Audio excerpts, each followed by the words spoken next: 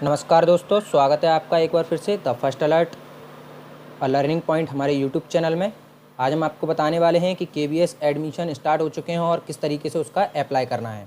तो उसके लिए आप हमारी वेबसाइट पर भी जा सकते हैं। The first alert learning point की हमारी वेबसाइट है, इसकी मैं आपको लिंक डिस्क्रिप्शन में दे दूँगा, जहाँ से आप ऑफिशियल वेबसाइट केंद्रीय विद्यालय की पर भी जा सकते हैं और वहाँ से अपना किस तरीके से आपको अप्लाई करना है अपने बच्चे का एडमिशन के लिए, तो वो भी आपको मैं इस वीडियो के माध्यम से बताना चाहता हूँ। तो आप पूरी वीडियो को अंत तक देखते रहें, जिससे आपका सारे के सारे डाउट्स हैं वो क्लियर हो जाएंगे और अप्लाई कैसे करना है और किस जगह क्या फिल करना है वो भी आपका सारा डाउट क्लियर हो जाएगा। तो वीडियो को आगे ना बढ़ाते हुए तो एक हम आपसे बात कहना चाहते हैं, अगर आप हमारे वीडियो देख रहे हैं पहली बार तो आप हमारे यूट्यूब चैनल को यहाँ से सब्सक्राइब कर सकते हैं। वीडियो के नीचे ऐसा रेड कलर का बटन आ रहा होगा सब्सक्राइब करने का, उसको प्रेस कर दें। उसके बाद बेल आइकन को भी ऑल पर करने के बाद ये आपका नोटिफिकेशन सेव हो जाता है, जिससे आप हमारी जितने भी वीडियोस आएंगी तो उसका नोटिफिकेशन आपके पास तुरंत आ जाएगा। ये कर देने के बाद यदि आप हमारे टेलीग्राम ग्रुप से भी जुड़ना चाहते हैं तो यहाँ पर टेलीग्राम ग्रुप दिया है हमारा, उससे भी जुड़ सकते हैं। और हमारी वेबसाइट पर जाने के लिए आप यहाँ पर क्लिक कर सकते हैं, जिससे हमारी वेबसाइट यहाँ पर आप पहुँच जाओगे और केंद्रीय विद्यालय एडमिशन 2020 के लिए यहाँ से आप अप्लाई कर सकते हैं। तो हम आपको सीधे इसकी ऑफिशियल वेबसाइट पर लेकर चलते हैं, जहाँ से आप इसका अप्लाई करना है। तो यहाँ पर आप आ जाओगे। इसके बाद आपको यहाँ पर पंजीकरण करने के लिए यहाँ क्लिक करें लिखा हुआ है, तो यहाँ पर आपको सबसे पहले क्लिक कर देना है। इसके बाद आपको अगर इंग्लिश में इसका जो इंट्रोडक्शन पढ़ना है, जो इसके निर्देश दिए हैं वो इंग्लिश में पढ़ सकते हैं, और हिंदी में पढ़ना चाहते हैं तो आप यहाँ पर हिंदी पर क्लिक करके हिंदी में इसके निर्देश पढ़ सकते हैं। इसके बाद आपको निर्देश आप हमारी वेबसाइट पर भी पढ़ सकते हैं। तो ये निर्देश पढ़ देने के बाद आपको कुछ नहीं है, यहाँ पर सीधा सा चेक करना है। टिक कर देने के बाद आपको प्रोसीड पर क्लिक कर देना है। प्रोसीड पर क्लिक कर देने के बाद आपको कुछ ऐसा इंटरफेस दिखाई देगा, जहाँ पर आपको अपने बच्चे की डिटेल भरना है और अपने जो डॉक्यूमेंट्स में डिटेल है वो सारा फिलअप कर देना है। तो सबसे पहले आपको बच्चे का नाम फिलअप करना है यहाँ पर आपको। उसके बाद आपके बच्चे का जो भी आपने मिडिल नाम रखा है तो वहाँ पर मिडिल नेम फिलअप कर देना है, और बच्चे का उपनाम जैसे आप जो भी कास्ट वगैरह या सरनेम लिखते हैं तो वो आपको यहाँ पर फिलअप कर देना है। इसके बाद आपका जो नेक्स्ट ऑप्शन है, यदि आपका बच्चा दिव्यांग है तो यस कर सकते हैं, नहीं है तो आप नो कर सकते हैं। नेक्स्ट है आपका बच्चे की जन्म तिथि। तो यहाँ पर आपका जो डेट ऑफ बर्थ है बच्चे का वो आप यहाँ पर फिलअप कर सकते हैं। उसके बाद है यहाँ पर यदि बच्चे के माता पिता गवर्नमेंट जॉब में हैं और गवर्नमेंट जॉब में प्लस केंद्रीय विद्यालय में ही कार्यरत हैं तो उसके लिए आप यहाँ पर सिलेक्ट कर सकते हैं, जैसे कि guardians of working KVS employ, या फिर नॉट एप्लीकेबल कर सकते हैं। यदि नहीं है तो नॉट एप्लीकेबल पर रहने दीजिए और आगे बढ़ जाइए। इसके बाद आपको एक ऑलरेडी एक्टिवेट ईमेल की ज़रूरत पड़ती है, तो यहाँ पर आपको एक ऑलरेडी एक्टिवेट ईमेल की ज़रूरत पड़ती है, तो वो यहाँ पर फिलअप कर देना है। इसके बाद आपको एक मोबाइल नंबर ज़रूरी है जो आपके पास वहीं होना चाहिए, जिसमें आपको एक कोड आएगा वो इसको डालना पड़ेगा। तो आपको यहाँ पर मोबाइल नंबर डाल देना है, ठीक है। इसके बाद आपको कैप्चा कोड यहाँ पर दिया हुआ है, वो कैप्चा कोड यहाँ पर डालने के बाद रजिस्टर्ड पर क्लिक कर देना है। तो पहले हम इसकी डिटेल भर लेते हैं। तो इस तरीके से आपको ये पूरी डिटेल भर देनी है। उसके बाद आपको यहाँ पर रजिस्टर कर देना है। तो यहाँ पर बोल रहा है इनवैलिड कैप्चा, तो आपको इस तरीके से अगर आ जाए तो दूसरा इसको रिफ्रेश करके इसको वापस वहीं की वहीं भर देना है।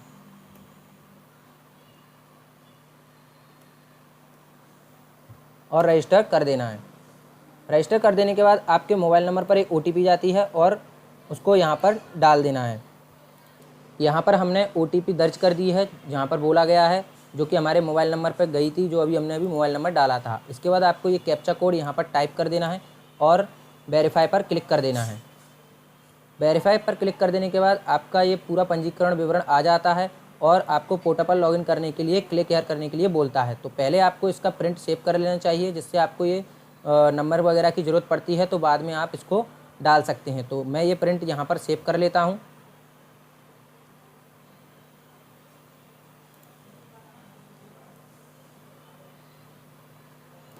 इसके बाद सेव कर देने के बाद आपको क्लिक हेयर पर क्लिक कर देने के बाद यहाँ पर आप आ जाओगे। तो यहाँ पर आपको लॉगिन कोड बोला है, जो आपने प्रिंट सेव किया है उसमें लॉगिन कोड दिया है, तो यहाँ पर आपको वो फिलअप कर देना है। और बच्चे की जो डेट बर्थ डाली है आपने वो यहाँ पर टाइप करना है या सिलेक्ट करना है। तो आप दोनों कर सकते हैं, आपकी मर्जी, ठीक है।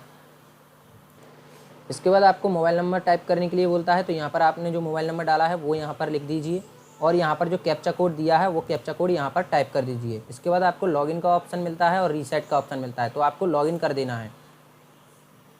लॉगिन कर देने के बाद आपको कुछ ऐसा इंटरफेस दिखाई देगा जहाँ पर आपको पूरी डिटेल भरी हुई मिलेगी जो अपने पहले भर चुके हैं रजिस्ट्रेशन करते वक्त। तो अब आपको यहाँ पर कुछ ऑप्शन सेलेक्ट करना है, वो आप देखिए।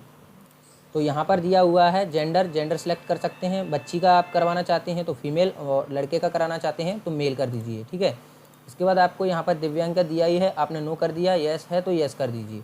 यहाँ पर परिवार का आय वर्ग पूछा है तो किस में आते हैं आप, तो वो यहाँ पर सिलेक्ट कर सकते हैं। मैं गरीबी नीचे आता है ये कैंडिडेट, तो यहाँ पर मैंने गरीबी रेखा के नीचे BPL सेलेक्ट कर दिया। इसके बाद आपको कार्ड नंबर पूछेगा उसका, और जारीकर्ता क्या है वो पूछेगा। कार्ड जारी कब हुआ था उसकी डेट ऑफ बर्थ डेट पूछेगा, ठीक है। इसके बाद यहाँ पर ये कम कर देना है।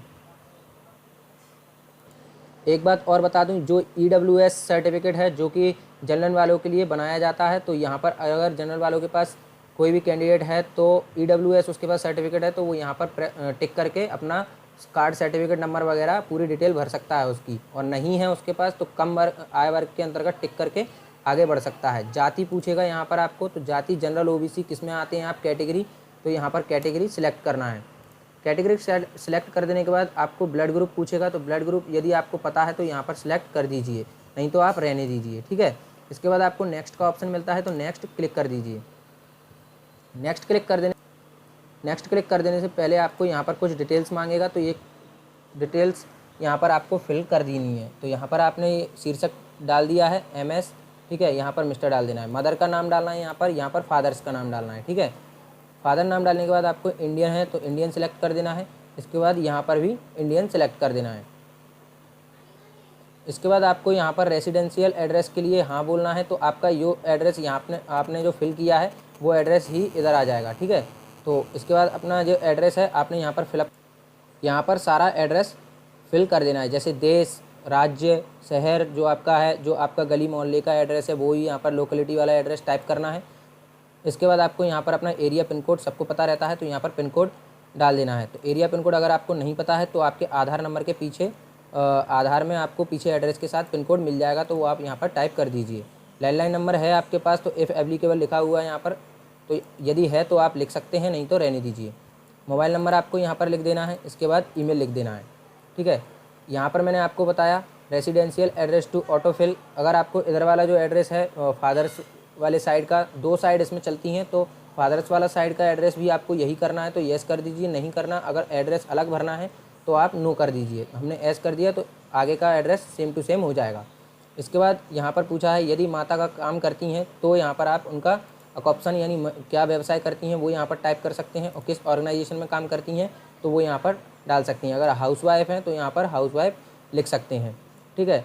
और यहाँ पर पिता का जो वर्क करते हैं वो लिखना है और नेक्स्ट पर क्लिक कर देना है।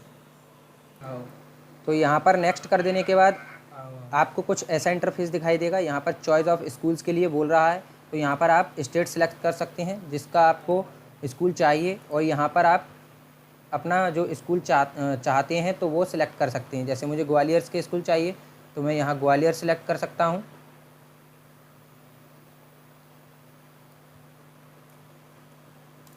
ठीक है। इसके बाद आपको इसकी जो डिटेल है वो आ जाएगी। तो आपका जो ये स्कूल है मेरे एरिया से कितने किलोमीटर दूर है तो वो यहाँ पर मुझे टिक करना है। 5 किलोमीटर से अधिक है तो अधिक के लिए यहाँ टिक करना है, 5 किलोमीटर से कम है तो मुझे कम टिक करना है, ठीक है। इसके बाद मुझे यहाँ पर सेवा प्राथमिकता श्रेणी के लिए पूछता है, तो यहाँ पर आपको ये अच्छी तरीके से पढ़ के सिलेक्ट करना है। तो मैं आपको बता देता हूँ क्या बोल रहा है ये, ठीक है। तो आपको यहाँ पर जो अपना सेकंड वाला ऑप्शन है वो टिक करना है अगर आप की कोई गवर्नमेंट जॉब नहीं है तो। अगर आपकी गवर्नमेंट जॉब है तो आप यहाँ पर सेकंड ऑप्शन टिक कर सकते हैं, ठीक है। और अगर आपकी गवर्नमेंट जॉब है लेकिन स्टेट गवर्नमेंट में है तो आप स्टेट गवर्नमेंट वाला ऑप्शन टिक कर सकते हैं, ठीक है। तो यहाँ पर मैंने सेकंड वाला ऑप्शन टिक किया है। तो यहाँ पर मुझे एक ऑप्शन और पूछता है क्या आपको सेवा प्राथमिकता श्रेणी भरने में मदद चाहिए, तो यहाँ पर येस या नो कर सकते हैं, ठीक है। जैसे मुझे चाहिए तो यहाँ पर ऑर्गेनाइजेशन स्कूल पूछ रहा है तो यहाँ पर नो कर देना है, ठीक है।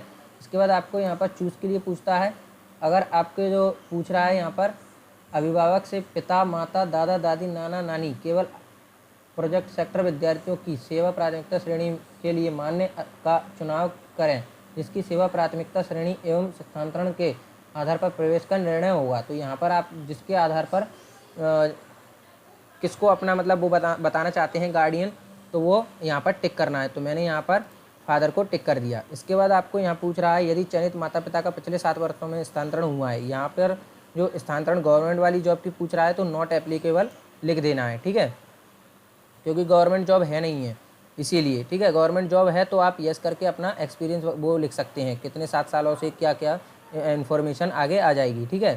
तो नॉट एप्लीकेबल करके इसको आप नेक्स्ट कर सकते हैं। यहाँ पर पूछ रहा है यदि विद्यालय द्वारा प्रवेश की पेशकश की जाती है तब प्रवेश के समय निम्नलिखित दस्तावेज विद्यालय के समक्ष प्रस्तुत करेंगे।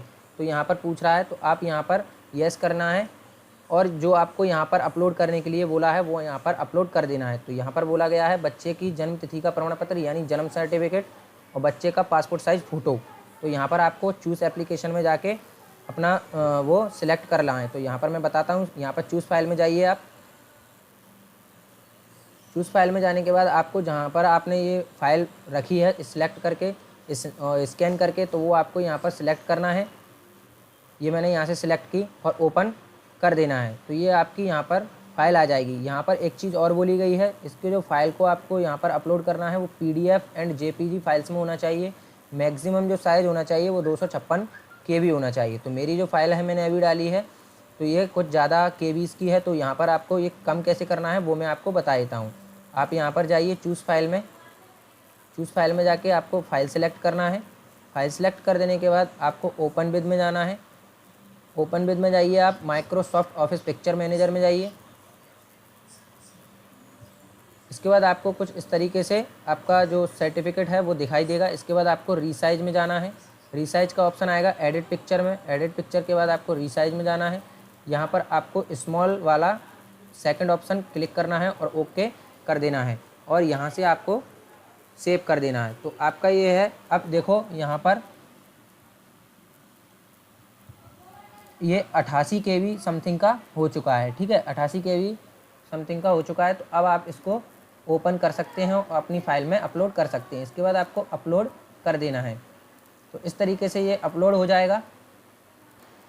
जैसे ही आप अपलोड करेंगे तो इस तरीके से ये अपलोडिंग की प्रोसेस आती है और सबमिट आ जाता है। फाइल अपलोडेड सक्सेसफुल, तो ओके कर दीजिए। नेक्स्ट फाइल आपकी क्या है, फ़ोटो है, तो आप यहाँ पर फ़ोटो सिलेक्ट कीजिए 256 KB तक का। तो फ़ोटो मैं आपको बताता हूँ, मैंने रख रखा है डाउनलोड्स में। तो यहाँ पर मैंने अपना बच्चे का फ़ोटो सिलेक्ट कर लिया। तो यहाँ पर मैंने फ़ोटो सिलेक्ट किया और अपलोड कर दिया। इसके बाद अब आप अपना जो भी फाइल अपना डाला है, आपने अपलोड किया है, वो यहाँ से व्यू करके देख सकते हैं। तो यहाँ पर मैंने यहाँ पर ये डाउनलोड हो जाता है नीचे। तो डेट ऑफ बर्थ सर्टिफिकेट यहाँ पर डाउनलोड हो चुका है। और इसके बाद आप फ़ोटो देखना चाहते हैं तो व्यू कीजिए और ये आपका फ़ोटो भी हो चुका है। इस तरीके से आप यहाँ पर डाल सकते हैं।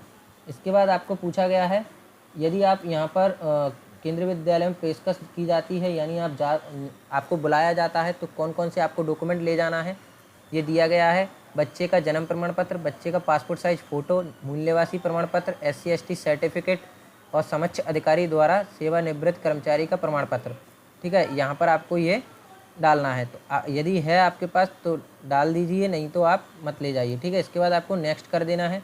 ये आपको बेसिक जानकारी दी गई है पढ़ने के लिए, डिक्लेरेशन, तो आपको ये पढ़ देना है और चेक पर क्लिक करके सेव टू प्रीव्यू करना है। सेव टू प्रीव्यू कर देने के बाद आप अपनी जानकारी को देखना चाहते हैं, एक बार पूरा पढ़ना चाहते हैं तो प्रीव्यू कर दीजिए।